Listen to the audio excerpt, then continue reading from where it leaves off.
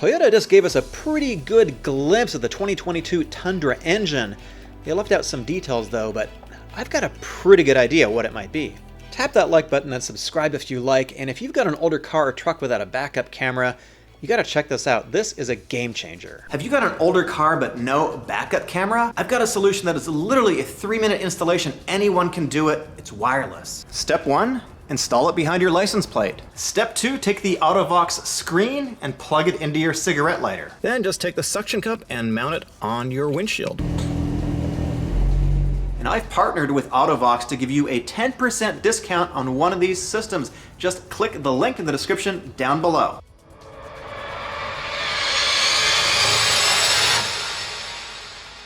Not a ton of detail in that, so let's see if we can figure out what this engine is and what it could be. In fact, Toyota has used the iForce moniker before in an engine. So the name iForce Max is actually from a trademark filing from 2020, but Toyota was using this iForce engine designation all the way back in the 2UZ-FE, the 4.7 liter V8 that was actually an earlier generation Tundras. It's up here on screen.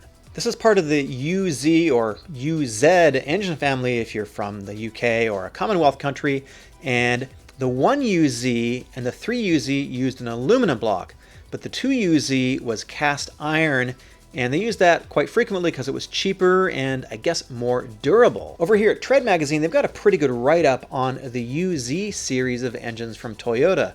Toyota made a lot of these. The 2UZ is, of course, a V8 dual overhead cam 32 valve design, 90-degree V8. It's built at the Tahara plant in Japan, but it is also built at the TMM plant in Alabama. This engine has been in production since 1999, and in 2005 they introduced variable valve timing. And earlier variants made about 240 horsepower, 315 pound-feet of torque.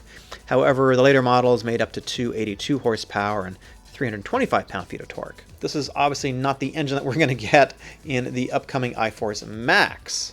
So looking at the photograph that Toyota provided us, we can actually infer a couple things here, even though it's not a lot. We can see a plastic engine cover, but what we can see are 3 intake runners on one side of it. And that tells me we're dealing with a V6. Now, if you looked at my last video, I included some information and some footage from the upcoming, or rather the brand new Land Cruiser 300. And this is on the Lexus, or rather the Toyota GAF architecture. It's part of TGNA. And the Tundra is going to be based on a variant of that, a modified version of that. So essentially we're looking at the same unibody, the same frame. And Toyota doesn't like to waste a lot of money and not repurpose things, so I think we can look at that engine and see what we're likely going to get with the Tundra. And a source close to the Drive, the online media publication, says that it's going to be a twin-turbo V6. Apparently that was spotted testing somewhere. If we go to the Toyota Land Cruiser press release, we're going to learn that there are 2 engines that the Land Cruiser has available starting with the initial launch. There's a gas engine, which is 3.5 liters. Where have we seen that style of engine before, that displacement?